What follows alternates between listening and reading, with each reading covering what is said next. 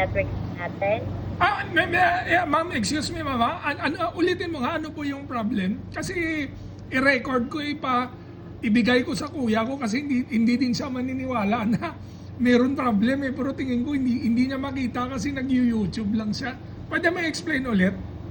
Pa-explain ko ulit, sir. Ah.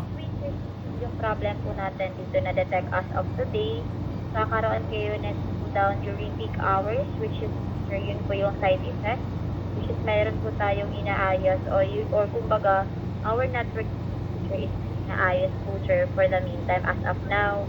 So, Okay. for hours po, maayos po yung internet, we will update you po via SMS, and then, sir, yung number niyo, sir, yung 0917-07000, ito yung kakontakan namin. And then, Sige po. Salamat, ma'am. Salamat. Pwede ba ako pa-send na lang ng reference number sa cellphone? yes po, pwede po, sir. Isan ko na po siya, sir, sa mobile number na nabagit ko kanina, ha? Sige. Thank you po. Antayin ko lang. Thank you. You're welcome. Okay.